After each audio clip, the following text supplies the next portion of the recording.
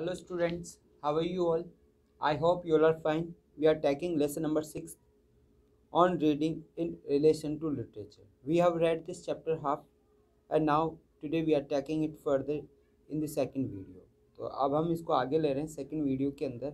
और हमने इस चैप्टर में देखा कि very few people person know how to read, कि बहुत कम लोग हैं जो ये जानते हैं कि रीड कैसे किया जाए। हमने देखा कि लिटरेचर को पढ़ने के लिए एक्सपीरियंस की आवश्यकता है, टेस्ट की आवश्यकता है। और ये कह रहे हैं कि लिटरेचर को पढ़ने के लिए जो एज है वो काफ़ी ज़्यादा होनी चाहिए, एक्सपीरियंस होना चाहिए। अगर कोई व्यक्ति 25 से पहले ही लिटरेचर को सही ढंग से पढ़ने लग जाए तो ये मान लीजिए उसका टैलेंट है, वो जन्मजात टैलेंट है, इनबॉर्न टैलेंट है।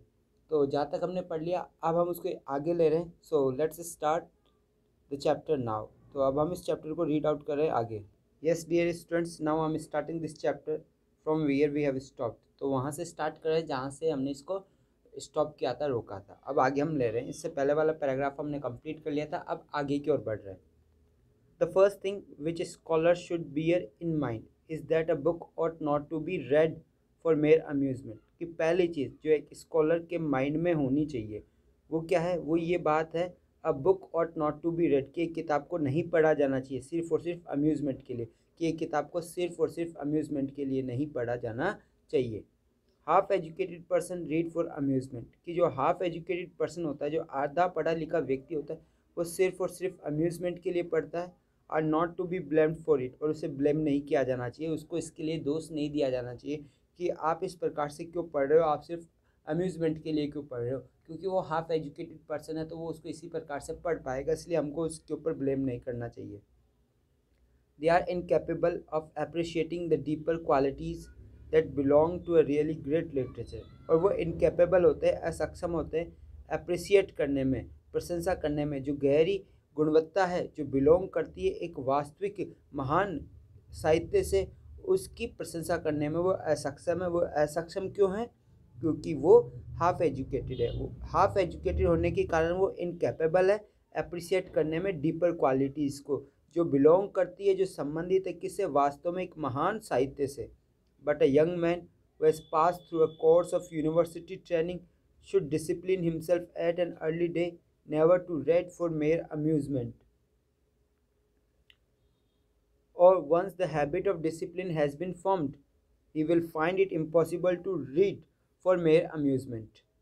Let's understand कि क्या कह रहे, देखिए यहाँ पे कह रहे कि यंग मैन, जो यंग मैन है, जो अभी छोटे व्यक्ति है, जिन्होंने पास कर लिए कोर्स ऑफ यूनिवर्सिटी ट्रेनिंग की, जिन्होंने जो यूनिवर्सिटी ट्रेनिंग का कोर्स पास कर लिया है, उन्हें अपने आप को डिसिप्लिन करना चाहिए शुरुआत के दिनों से, कि वो कभी भी रीड ना करे सिर्फ और सिर्फ अम्यूज़मेंट के लिए। एक बार हैबिट बन गई डिसिप्लिन की, अगर एक बार हैबिट ऑफ डिसिप्लिन फॉर्म हो गई तो वो पाएंगे इसको असंभव रीड करना सिर्फ और सिर्फ अम्यूज़मेंट के लिए। कि क्या करें कि जब हम पढ़ने बैठे और जब हम यूनिवर्सिटी के दौरान लिटरेचर पढ़ रहे हैं तो शुरुआत के समय से हम ऐसी हैबिट डेवलप कर लें हमारे अंदर कि हम लिटरेचर को सिर्फ अम्यूज़मेंट के लिए नहीं पढ़ेंगे, उसके अंदर क्या कहना चाहते हैं, क्या क्वालिटीज़ है, क्या मैसेज कन्वे किया जा रहा है, वो सब हम देखते हुए उसको रीड करेंगे, समझते हुए रीड करेंगे। अगर इस प्रकार से हमारी हैबिट फॉर्म हो गई तो जब कभी भी हम उसको पढ़ने लगेंगे तो हम कभी भी उसको अम्यूज़मेंट के लिए नहीं पढ़ पाएंगे। He will then impatiently throw down any book from which he cannot obtain intellectual food, any book which does not make an appeal to higher emotions, to his intellect। कि आगे क्या कह रहे हैं, he will impatiently का मतलब अधैर्यपूर्वक, कि वो क्या करेगा, थ्रो डाउन कर देगा, फेंक देगा किसी भी किताब को जिससे वो प्राप्त नहीं कर पा रहा बौद्धिक भोजन। इंटेलेक्चुअल फूड मीन्स बौद्धिक भोजन, मतलब वो उस किताब को फेंक देगा जिसे उसे इंटेलेक्चुअल फूड ना मिल रहा हो, मतलब उसकी बुद्धि शांत नहीं हो रही हो, उसकी मस्तिष्क को संतुष्टि ना मिल रही हो। Any book which does not make any appeal to higher emotions, कि कोई भी किताब, कि क्या कह रहे, कोई भी किताब जो किसी प्रकार की अपील ना करती हो हायर इमोशन, कि मतलब उसको पढ़ने के बाद में हमारे अंदर अगर इमोशंस नहीं आ रहे हैं टू इंटेलेक्ट, और ना ही हमारे इंटेलेक्ट को वो अपील कर पा रही है, ना ही हमारी बुद्धि को टच कर पा रही है, तो किसी काम की नहीं है बुक, उस बुक को पढ़ने से कोई फ़ायदा नहीं है। But on the other hand the habit of reading for amusement becomes with thousands of people exactly the same kind of habit as wine drinking और ऑफिम स्मोकिंग। कि आगे देखिए क्या करें, जो हैबिट है habit of reading for amusement, मतलब आदत पढ़ने की, वो भी मनोरंजन के लिए, वो बन गई है हजारों लोगों की एग्जैक्टली उसी प्रकार से जिस प्रकार से आदत बन जाती है शराब पीने की और अफीम की, स्मोकिंग करने की। मतलब कि आज जिस प्रकार से लोग किताब पढ़ रहे हैं वो एक प्रकार की आदत बन चुकी है, ठीक उसी प्रकार से जिस प्रकार से शराब पीने की और अफीम की, स्मोकिंग करने की आदत बन जाती है। इट इज़ लाइक नारकोटिक, और ये एक तरह नशे की तरह होती है, ये नारकोटिक होता है। Something that helps to pass the time, और ये ऐसी चीज़ है जो सिर्फ और सिर्फ टाइम पास के लिए होती है। Something that keep us a perpetual condition of dreaming, और ये ऐसी चीज़ है जो हमको हमेशा ड्रीमिंग वाली कंडीशन में रखती है, हमेशा सपने वाली स्थिति में रखती है। Something that eventually result in destroying all capacity for thoughts. आगे क्या कह रहे हैं, ये ऐसी चीज़ है, ओके, ये कैसी चीज़ है, ये समथिंग, ये ऐसी चीज़ है जो धीरे धीरे करके परिणाम निकलता है इसका डिस्ट्रॉय के अंदर ऑल कैपेसिटी फॉर थॉट्स, कि अगर हम इस प्रकार से इसको रीड करते हैं, सिर्फ अम्यूजमेंट के लिए रीड करते हैं, तो हमारी जो कैपेसिटी है सोचने की, विचारों की जो कैपेसिटी है वो डिस्ट्रॉय हो जाता है धीरे धीरे चल के। Giving exercise only to the surface parts of mind, और ये क्या करता है, सिर्फ और सिर्फ एक्सरसाइज हमारे जो माइंड का सरफेस पार्ट है, जो सतही भाग है, कौन सा भाग, सतही भाग है, उसको ही ये अभ्यास करवाता है। हमारे गहरे इमोशंस को टच नहीं कर पाता, हमारी जो गहराई के अंदर जो इमोशन जागने चाहिए वो इमोशन को टच नहीं कर पाता। Living the deeper spring of feeling, और ये लीव कर देता है, छोड़ देता है, जो डीपर स्प्रिंग है, जो गहराई वाला जो इमोशंस है, फीलिंग है, उसको छोड़ देता है। Higher faculties of perception employed, कि जो हायर जो फैकल्टीज़ है, जो इमोशंस है, जो हमारी सोच है, वो ये लागू नहीं कर पाता है, ये यहाँ पे कह रहे हैं। तो ये ज़रूरी कि कोई भी बुक जो आपको पढ़ रहे हो वो टच करनी चाहिए, अगर वो टच नहीं कर रही है, आपको कन्वे नहीं कर पा रही है, तो वो ग्रेट बुक नहीं है लिटरेचर की, वो ये इस पर ये बात कह रहे हैं। आगे देखिए क्या कह रहे हैं, the test of a great book is whether we want to read it only once और मोर देन वंस, कि जो परीक्षा है एक महान किताब की वो तब होती है जब हम उसे रीड करना चाहते हैं सिर्फ एक बार या फिर एक बार से अधिक। कि कोई भी महान किताब होगी तो उसका टेस्ट ये है कि उसकी परीक्षा ये है कि आप उसको कितनी बार पढ़ना चाहते हैं, सिर्फ एक बार या एक बार से अधिक, मोर देन वंस।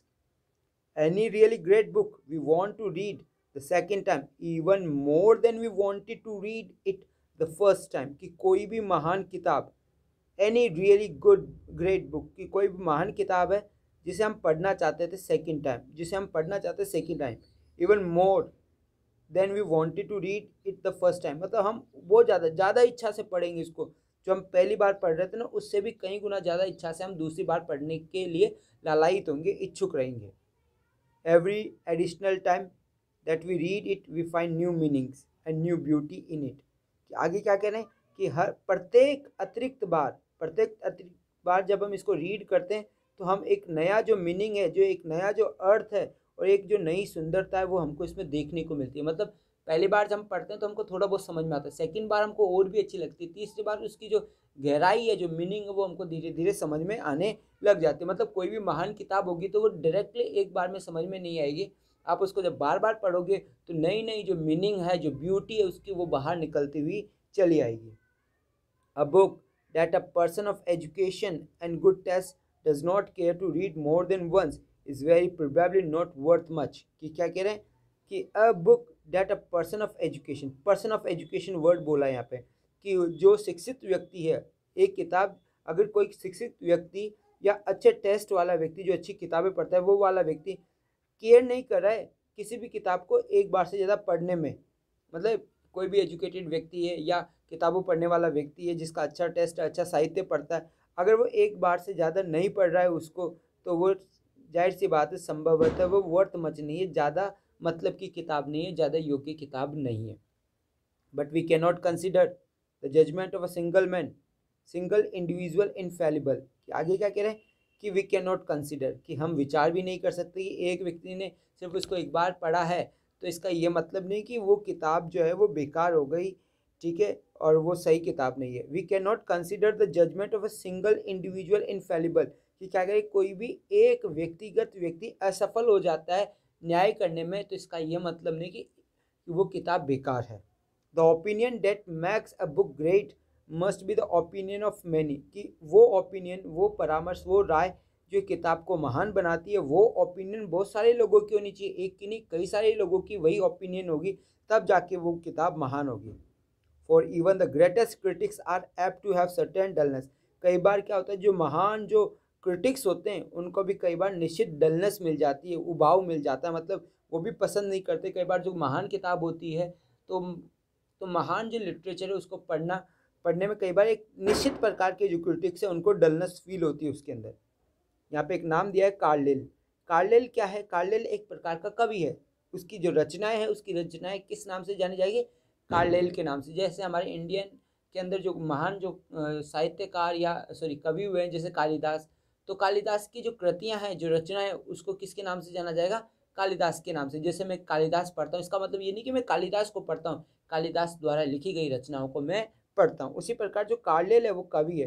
यहाँ पे एग्जाम्पल दिया जा रहा है, उदाहरण के लिए अगर कार्लियल है वो इंड्योर नहीं कर पाते ब्राउनिंग को, मतलब कि कार्लियल को जो ब्राउनिंग की जो रचनाएं हैं जो कृतियां हैं जो वर्क्स है वो पसंद नहीं है। किसको?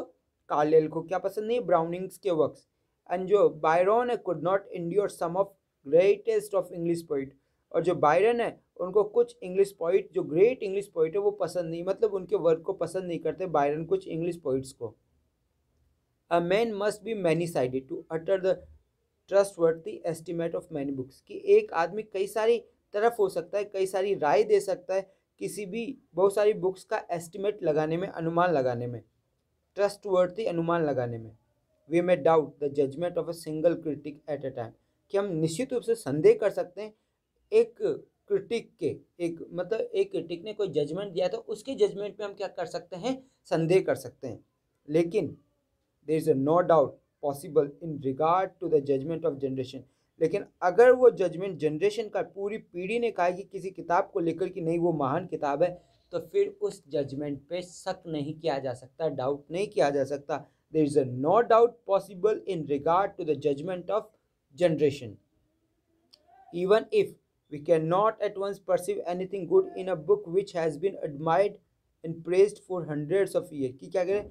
यहाँ तक कि हो सकता है कि एट वंस पहली बार में हमको कुछ ना मिले, कुछ भी अच्छा ना मिले एक किताब में जिसकी प्रशंसा की गई हो, प्रेज किया गया हो सैकड़ों वर्षों तक। कि हो सकता है कि भाई ऐसी किताब जो महान किताब है जिसको पीढ़ियों दर पीढ़ी ने पसंद किया है और उस किताब को हम पहली बार पढ़ रहे हैं, तो हो सकता है कि आपको वो किताब पहली बार में वो गुण ना दे पाए, वो अच्छाई ना दे पाए और आपको समझ में नहीं आए। We may be sure by trying, लेकिन हम श्योर हो सकते हैं ट्राई करके, बार बार उसे रीड आउट करके और स्टडी करके केयरफुली। तो बाय स्टडिंग इट केयरफुली, तो आगे क्या करें? By studying it carefully we shall at least be able to feel the reason of this admiration and praise, कि हम स्टडी करके ध्यानपूर्वक कम से कम हम एबल तो हो सकते हैं, सक्षम तो बन सकते हैं फील करने में कि वो रीज़न क्या है एडमायरेशन का और प्रेज का, कि क्यों जनरेशन ने उसकी प्रशंसा की है, क्यों एडमायर किया है, क्यों प्रेज किया गया है। इसका रीज़न हम फील कर सकते हैं कम से कम उस किताब को बार बार पढ़कर समझ कर। The best of all libraries for a poor man would be a library entirely compose of such a great works only, कि जो सबसे सर्वोत्तम लाइब्रेरीज में जो सबसे सर्वोत्तम लाइब्रेरीज होगी किसी भी पुअर मैन के लिए, बेचारे व्यक्ति के लिए, तो वो लाइब्रेरी होगी जिसमें पूर्ण रूप से रचनाएं भरी पड़ी हो महान वर्क्स की, इतिहास की और कविताओं की। Book which have pass the test of time, वो किताबें हो जिसने समय की परीक्षा देकर आगे बढ़े हो, मतलब जनरेशन से जनरेशन वो अच्छी लगती गई हो। इस प्रकार की किताबें अगर किसी लाइब्रेरी में है तो वो बेस्ट लाइब्रेरी कहलाएगी।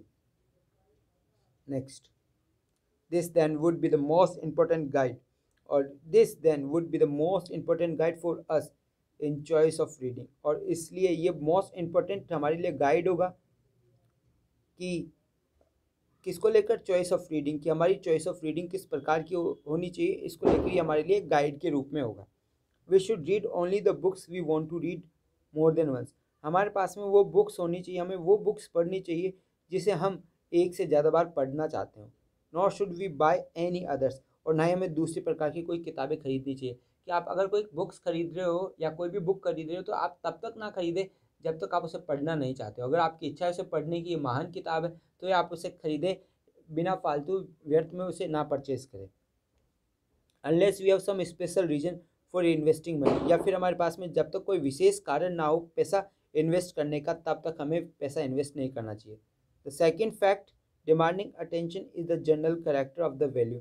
जो सेकेंड फैक्ट है जो अटेंशन डिमांड करता है, ठीक है ना, जनरल कैरेक्टर ऑफ वैल्यू, वो ये है that lies hidden with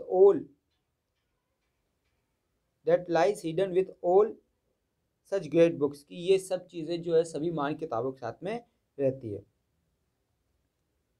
they never become old, जो महान किताब होती है वो कभी पुरानी नहीं होती। देयर यूथ इज इमॉर्टल, उनका जो गुण है, जो उनकी जवानी है, वो हमेशा अमर रहती है। A great book is not apt to be comprehended by a young person at a first reading, कि कोई भी महान किताब समझी नहीं जा सकती, कंप्रहेंड नहीं हो सकती किसी भी यंग मैन के द्वारा पहली रीडिंग में। कि कोई यंग मैन है, कोई नया व्यक्ति और उसको रीड कर रहा है तो पहली बार में उसको नहीं समझ पाएगा, एक्सेप्ट इन सुपरफिशियल वे, वो सिर्फ उसको सुपरफिशियल वे में समझ सकता है, सतही तरह पर समझ सकता है।